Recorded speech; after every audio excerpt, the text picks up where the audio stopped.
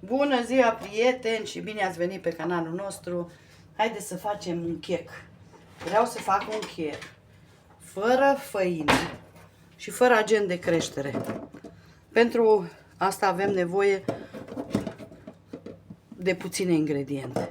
Avem nevoie de 6 ouă, 150 de grame de amidon de porumb sau de cartofi, sare pentru albuș, esență de lămâie sau coajă și zeamă de lămâie și 220 de grame de zahăr.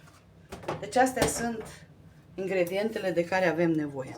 Acum separăm albușele de gălbenușe. În tot secretul stă în albușele bătute bine. Deci nu folosim făină deloc. Mi-am uns forma cu un unt și am pus amidon în ea, o să vă arăt eu imediat. 3.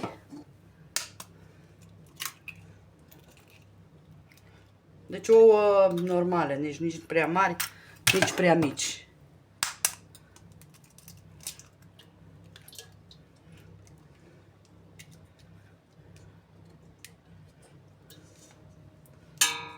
5. Hai să dau așa să vedeți.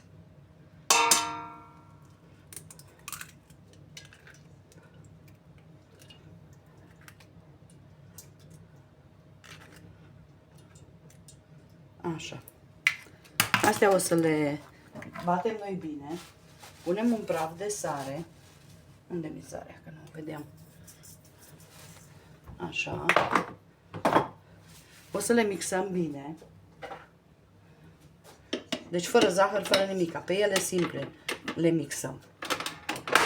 Și o să vă arăt.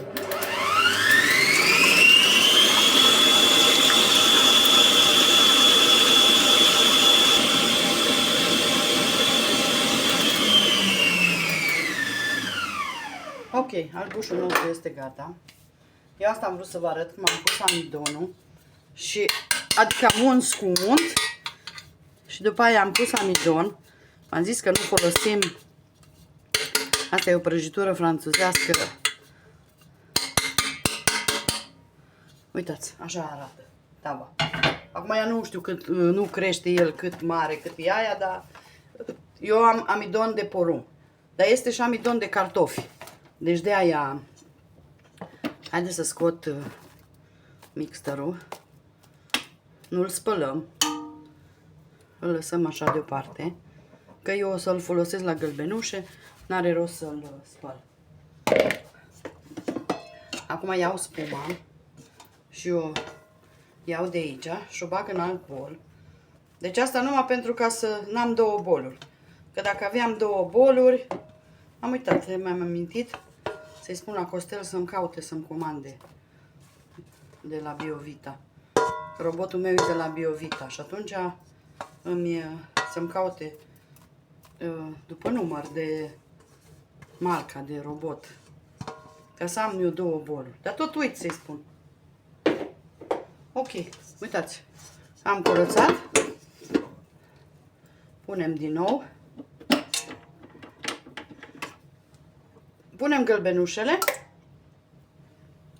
zahărul, 220 de grame, care v-am spus la început, și esență de lămâie am eu. Nu am coajă, nu am, am pus, să zic, o lingură de esență de lămâie. Acum puneți după gust. Și ca cablu. Lăsăm să se frece bine. Gălbenușele cu zahăr.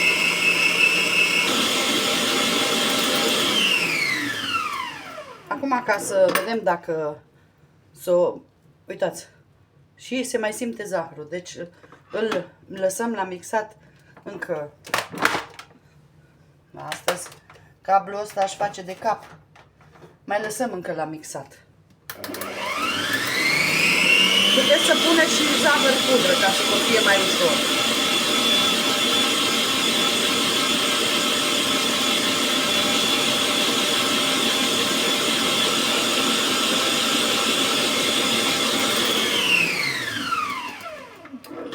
Ok.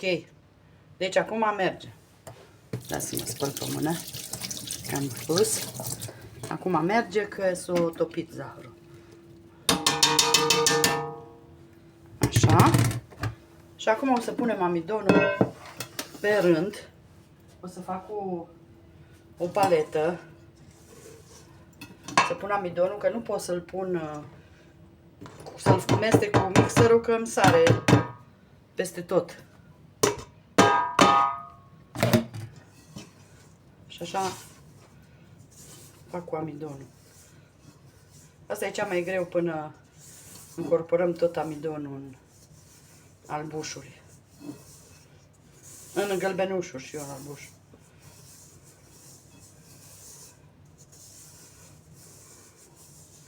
Că trebuie să-l încorporăm tot.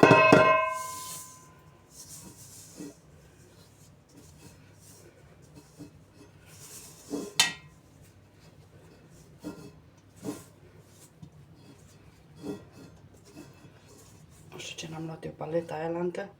Mai eram sigură că asta îmi cade, că e greu. Da? Ca să am ce spăla.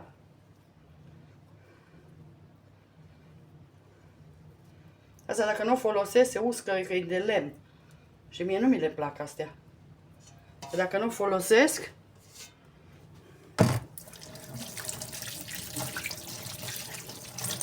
se uscă. De astea la îmi plac de modelul ăsta. Așa, care n-are... Am zis că ăsta e cel mai greu, că e tare. Acum putem să-l amestecăm cum vrem. De aici o să punem noi puțin din albuș, așa pentru început, ca să încercăm să-l subțiem. Acum putem să-l amestecăm oricum prima tură care o băgăm.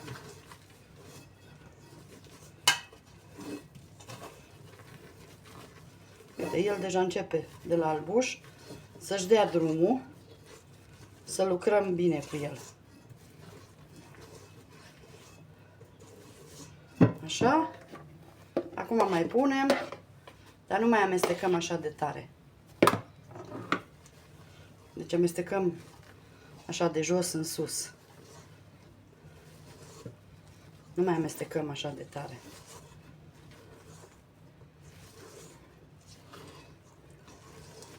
Cred că puteam eu să-mi iau forma aia lantă mai mică, dar acum cât iasă de înalt iasă.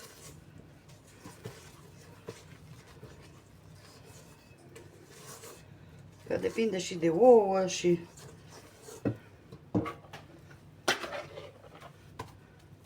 Am zis, dacă doriți, puteți să puneți și zahăr pudră. Deci nu...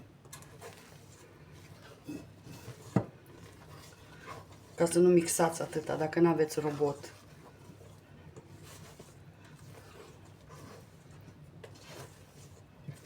Am dat drumul la cuptor la 180 de grade și proba scobitoarea.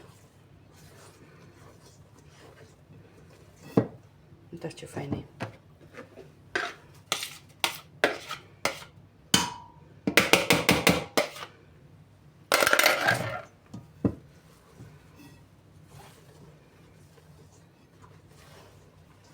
Deci această rețetă e bună pentru persoanele care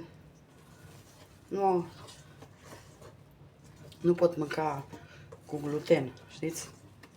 Nu tolerează glutenul. Cât despre prăjitură, ce am făcut-o atunci la întâi, deci pot să spun că soțul a fost foarte încântat. Adică încântat, că eu am mai făcut asta, dar n-am făcut-o de mult.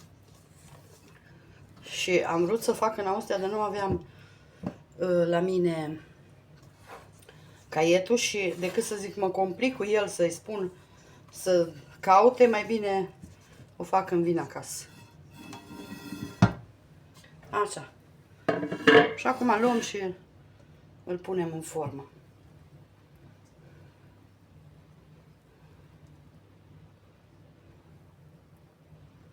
Mie îmi place să coc în forma asta.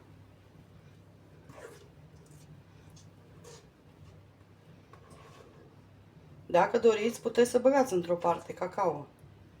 Deci cum doriți.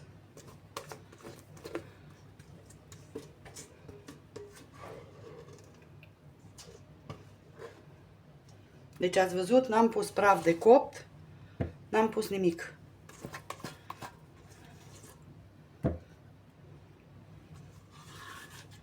Dar am murdărit ăsta, dulapul.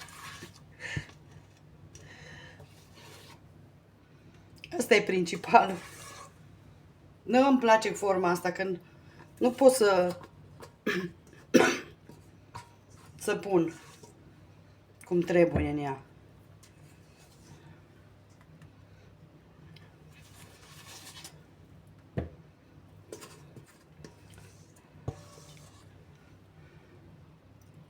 Care ăsta în mijloc și atunci nu pot ca la tort să pun ca în forma de tort. Așa. Hai să facem noi curat acolo pe margine și las așa că poate crește și să nu iau untul. Deci cam așa arată. Acum îl introduc la cuptor și o să vă arăt după coacere cum arată. Cuptorul e la 180 și după coacere o să vă arăt cum arată. Dragile mele, haideți să scoatem din cuptor. Uitați. Haideți să încercăm cu scobitoarea. Deci nu se prinde absolut nimica de el. Acum eu o să las, o să pun o hârtie de copt peste. Și o să las acoperit ca să se aburească un pic, numai bine se desprinde de pe formă. Deci lăsați, puteți să lăsați și jumătate de oră, așa. Și după aia o să răsturnăm și îl lăsăm să răcească și o să vă tai felie să vedeți cum arată.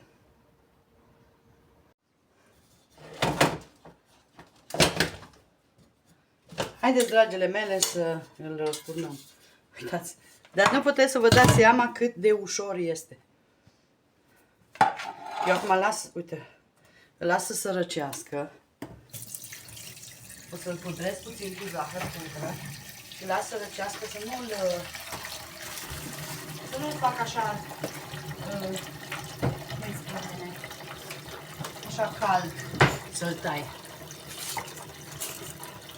Puteți să-i puneți și glazură, puteți. Las un pic să răcească și vă arăt. Eu zic că o ieși destul de bine, fără agent de creștere. Numai atâta trebuie să ungeți tava bine ca să vă iasă în primul rând din cuptor. Deci pot să vă spun că la mine o sta 45 de minute. Deci atâta trebuie să-l ține la 180 și am uitat să mai vă spun să-l puneți pe grătarul de jos. Deci pe ultima șină. Să nu-l puneți mai sus. Uitați ce bine arată. Eu zic că arată foarte bine. Haideți că revin când se răcește să vă arăt. Haideți, dragile mele, au venit rândul să vă arăt cum arată interiorul.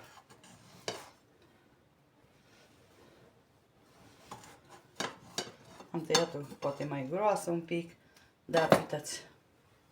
Vedeți? Deci eu vreau numai să vă arăt, să ascultați cum face.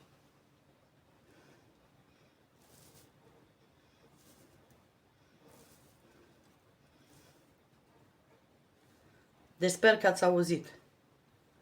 Deci cât de pufos îi și cât de bine arată. Deci fără făină. Nu știu dacă s-a auzit, dar și când îl tai s-a auzit. Foarte fain. Deci liniștite, puteți încerca rețeta, că este delicios, de o pufoșenie Deci fără cu cafea. Îmi fac o poză și de jos, să vedeți mai bine. Și uitați, dragile mele, uitați ce bine arată de jos. Mai bine se vede ca de sus. Vedeți cum arată? Deci nu, cât e de aerat. Uitați ce aici. Vedeți? Super, super arată. Deci, să încercați rețeta, că nu aveți de pierdut nimic. Vă mulțumim și o zi minunată vă dorim. Bye, bye!